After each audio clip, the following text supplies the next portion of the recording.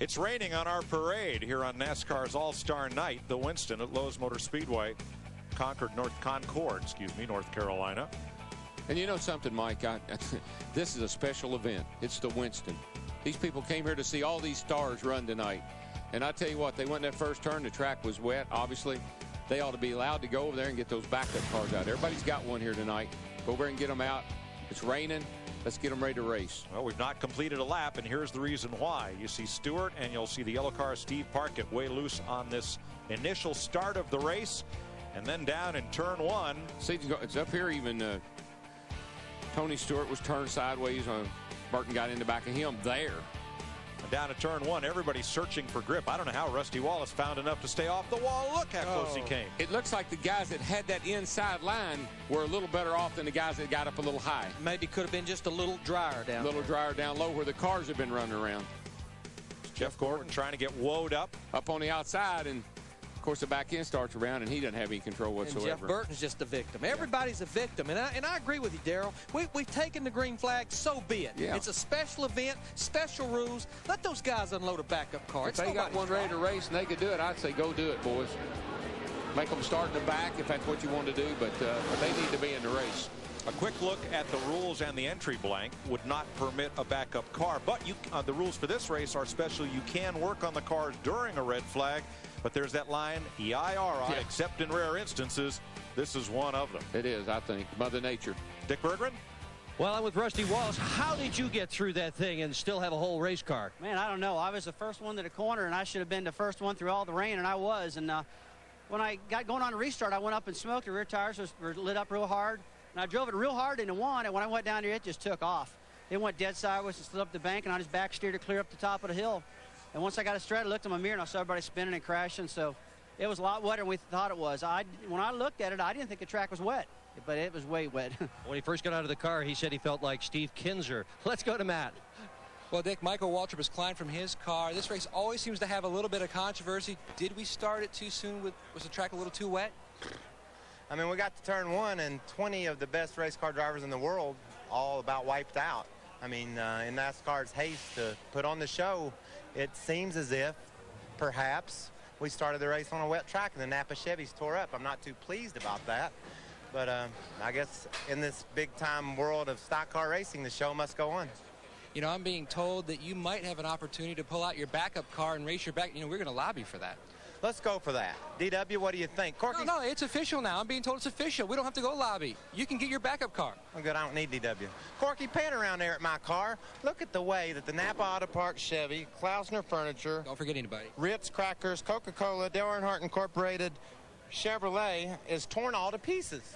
Corky, did you pay him? Because I was reading stuff off my uniform. I didn't want to miss anything. Our director, Artie Kipner, says you're not allowed to direct the camera. That's his job, directing the camera. I'm just... You know, Darrell, my mama always taught me to take the high road instead of the low road. And on the first part of my interview, I was a little bit on the low road, but I rebounded, and now I'm taking the highway around. And just thank all my sponsors and hate it for my guys. It's a bad weekend for Mike. Now, your team is always prepared, but how about that backup car? Is it ready to come off the truck and make a few adjustments and go green? Yeah, definitely. We'll be ready to go tomorrow when they race. Well, let's go over and get it right now. Let's go. All right, let's go to Dick. We'll go to Dick Berggren while we're going to walk over. Come on, Corky. Let's go over and get the backup car. All right, well, Bobby Labonte's here. He doesn't need a backup car. What do you think? Is that fair? Let some of these guys have backup cars? You got through it. I don't guess in some cases really matters here. I mean, it's not a points race. It's nothing like that, so I guess anything can go right now. How about you? How did you get through all that stuff without damaging this race car?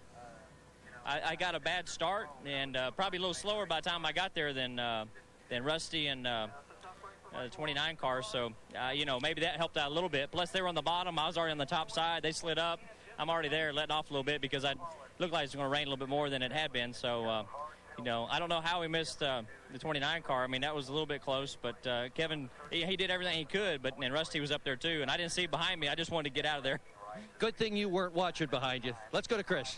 All right, thank you very much. With Jeff Hammond in the Hollywood Hotel. Corky, the cameraman, getting more airtime than Jillian Barberie here on FX. It's been a crazy week, and I can't wait till we actually get back to racing. But the question is, what about the backup cars, Jeff? I mean, as a former crew chief, this is a test of guys who really paid attention to detail in terms of that reserve car.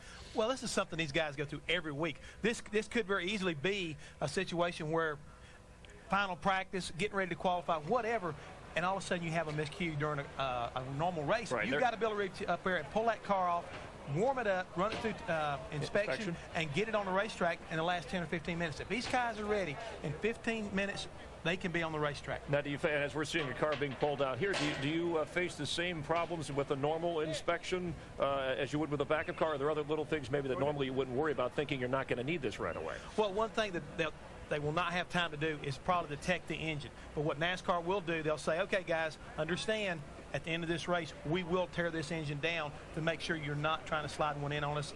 And so it'll be a situation like that. The templates may not get on the long one wheel. A lot of the little templates may not get on these cars, but you got to understand something else. These cars have not had the fine tune put to them like the ones they just got through wrecking. So I think it's going to be a nice balance, and I'm glad to see them do it. So we hear about that little black book that you crew chiefs have. Now, I guess this is really where you open that thing up?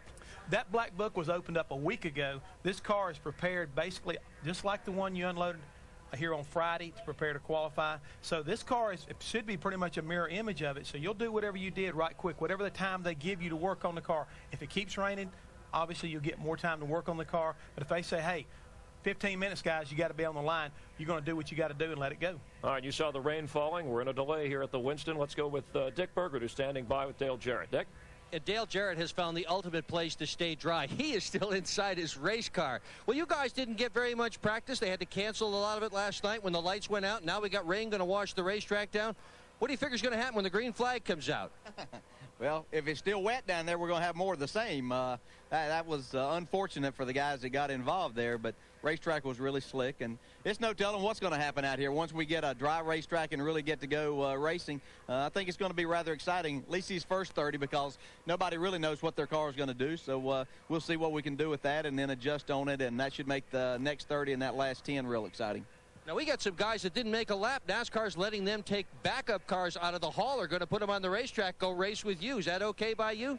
Yeah, that's all right by me. I mean, this is a different race, you know. This is a winner's race. And, you know, it wasn't their fault the racetrack was wet. You know, they sent us to go racing. And I can't say it was NASCAR. You just didn't realize the track was that wet. Plus, by the time we got back down there, it had started raining. So, you know, I think it's an unfortunate situation, and I hope everybody can get their cars out and come be a part of this big race.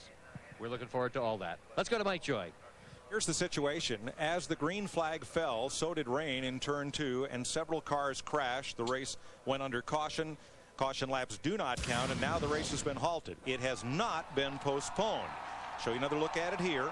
And NASCAR has taken a very rare step of allowing the teams that crashed to bring out backup cars, send them through the inspection line, and because we have not completed a lap, they will reform the lineup, and then we will go racing. This storm shower is expected to blow through, and we are hopeful of getting this event in tonight. There are the cars that wrecked in the wetness at turn number 2. See, most of these guys that got cars in the trailers for the 600, most of these guys came over here that tested or whatever. They've got a backup car, and so they're ready to go on the racetrack. Probably a car they were going to run next week. And you can see the rain on Rusty's windshield right over here. It comes down to start the race, and you can probably, if you might be able to hear the engine when he stands on it. Hear that? Hear the tire spin? Rear wheel spinning.